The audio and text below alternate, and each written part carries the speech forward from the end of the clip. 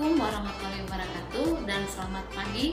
Kita masuk ke dalam materi kita pada pagi hari ini. Semoga masih dalam semangat walaupun masih dalam virtual. Kepada siswa-siswa saya pada saat ini, ayo kita belajar. Masuk materi kita adalah masuk ke penerapan cuti pegawai.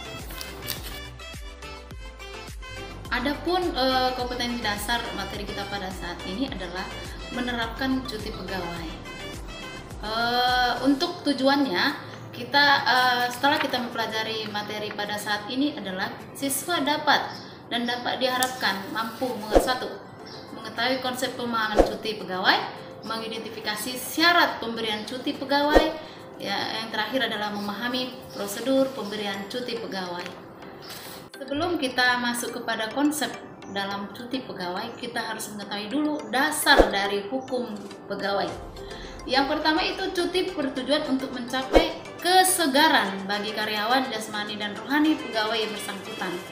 Jadi dari dasar tersebut, dasar hukum cuti pegawai yaitu dalam Undang-Undang Nomor 43 Tahun 1999, yaitu perubahan atas Undang-Undang Nomor 8 Tahun 1974. Peraturan Pemerintah Nomor 24 Tahun 1976, keputusan bersama 3 menteri mengenai cuti bersama, dan surat edaran Menteri Keuangan Nomor SE 3559 /1/2009. Dalam Undang-Undang Nomor 43 Tahun 1999, perubahan Undang-Undang Nomor 8 Tahun 1974 tentang pokok-pokok kepegawaian pasal 8. Yang pertama yang harus kita ketahui adalah yang dimaksud cuti dalam hal ini adalah tidak masuk kerja yang diizinkan dalam jangka waktu tertentu.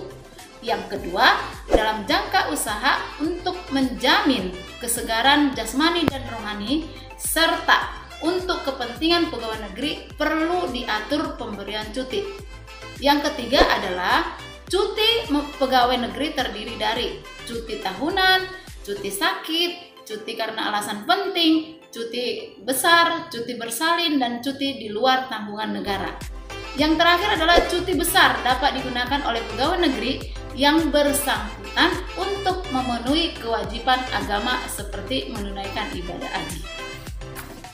Pengertian cuti adalah keadaan tidak masuk kerja yang diizinkan dalam jangka waktu tertentu, atau dapat juga merupakan hak bagi negeri sipil berupa izin tidak masuk kerja yang dapat ditunda dalam jangka waktu tertentu apabila kepentingan dinas mendesak. Dalam cuti ini pemerintah juga memikirkan apa sih manfaatnya. Manfaat dari cuti karyawan ini adalah yang pertama, membuat karyawan menjadi produktivitas kerja meningkat. Yang kedua adalah meningkatkan kerjasama dan kemampuan organisasi atau bisnis. Yang ketiga adalah kesehatan dan stres membaik. Yang keempat adalah merasa lebih bahagia. Yang kelima, meningkatkan soft skill. Yang keenam adalah mendapatkan inspirasi baru. Berikutnya adalah kita sudah mengetahui pengertian dari cuti tersebut. Maka kita harus tahu apa saja sih cuti-cuti atau jenis-jenis cuti yang ada di pegawai dalam suatu instansi atau pegawai negeri. Yang pertama adalah cuti tahunan. Yang kedua adalah cuti besar. Yang ketiga adalah cuti sakit. Yang keempat adalah cuti bersalin. Yang kelima adalah cuti alasan penting. Yang keenam adalah cuti di luar tanggungan negara atau CLTN. Dari jenis-jenis cuti tersebut, kita harus memahami apa sih dari tujuan dari cuti yang ada 6 item tersebut. Yang pertama tadi adalah cuti tahunan atau CT. Ini diberikan kepada pegawai atau bagi PNS atau CPNS yang telah bekerja secara terus-menerus paling kurang 1 tahun. Yang kedua adalah lamanya 12 hari kerja. Yang ketiga adalah apabila sulit hubungan, penambahan cuti dapat diberikan paling lama 12 hari kalender.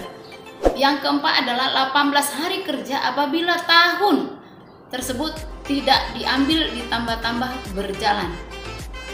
Yang kelima adalah 24 hari kerja apabila 2 tahun atau lebih tidak diambil ditambah tahun berjalan. Nah, untuk cuti tahunan itu berarti dalam 12 bulan itu pegawai harus ngambil cuti dan bisa bertambah-tambah kalau tidak dipakai. Nah, yang kedua adalah cuti besar. Apa sih cuti besar tersebut? Yang disebut CB. Diberikan kepada pekerja paling sedikit 5 tahun terus-menerus. Yang kedua adalah kurang 5 tahun karena kepentingan agama, seperti tadi yang sudah saya jelaskan, bahwa kepentingan agama misalkan umroh dan lain sebagainya. Yang ketiga adalah cuti besar selama 3 bulan. Yang keempat adalah cuti besar mengurangi hak cuti tahunan pada tahun berjalan. Yang kelima, usul cuti besar dapat ditanggung selama 1 tahun kecuali keperluan agama. Yang keenam adalah secara CB atau cuti besar tersebut tetap memperoleh penghasilan. Yang ketiga adalah tadi dari jenis-jenis cuti. Yang ketiga adalah cuti sakit atau CS. Ini cuti sakit ini diberikan kepada seluruh karyawan, seluruh pegawai, yaitu 1 sampai 14 hari dengan surat keterangan dokter yang diajukan secara tertulis. Yang kedua adalah lebih dari 14 hari surat keterangan dokter pemerintah dan diajukan secara tertulis juga. Yang ketiga adalah paling lama 1 tahun dan dapat ditambah 6 bulan lagi dengan surat keterangan dari tim penguji kesehatan. Yang terakhir dari cuti sakit ini adalah PNS gugur kandungan paling lama 1,5 bulan. Yang keempat dari jenis-jenis cuti yang saya jabarkan tadi adalah cuti melahirkan. Ya, ini bagi ibu-ibu ya yang lagi hamil dan akan melahirkan. Diberikan kepada yang pertama adalah cuti melahirkan selama 3 bulan. Yang kedua adalah cuti melahirkan untuk anak 1 sampai 3. Yang ketiga adalah untuk anak keempat pakai surat cuti melahirkan. Yang kelima, cuti karena alasan penting atau CAP. Cuti ini diberikan kepada ibu, bapak, istri, suami, mertua, anak, adik, kakak, menantu pada waktu sakit keras atau meninggal dunia serta melangsungkan pernikahan.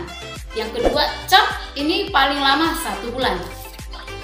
Nah, sekarang kita masuk ke jenis-jenis cuti yang terakhir, yaitu cuti di luar tanggungan negara atau CLTN. Yang diberikan yang pertama adalah bekerja paling sedikit 5 tahun. Jadi bagi yang mendapatkan cuti di luar tanggungan negara adalah paling lama 5 tahun pekerjaannya. Yang kedua adalah lamanya CLTN 3 tahun dan dapat ditambah 1 tahun apabila ada alasan-alasan penting. Yang ketiga adalah berhenti dari jabatan. Yang keempat adalah mendapat persetujuan dari kepala BKN. Yang kelima adalah tidak diperhitungkan sebagai masa kerja. Dari materi yang sudah saya jelaskan dari awal, pengertian dari cuti adalah yang harus kita catat atau tekan atau pelajarin adalah yang pertama, cuti tahunan, cuti besar, cuti sakit, cuti bersalin, dan cuti alasan penting dan cuti di luar tanggungan negara. Ini dapat dipanggil kembali di bekerja apabila kepentingan dinas mendesak. Yang kedua adalah sisa cuti yang belum diambil dapat diambil kemudian hari atau di tahun kemudian. Nah, yang ketiga adalah cuti sakit, cuti melahirkan, cuti alasan penting berlaku secara mutatis terhadap CPNS. Mutatis maksudnya adalah tergantung dari kebijakan instansi terkait. Pada saat ini Ibu mau ngasih tugas pada siswa-siswi saya.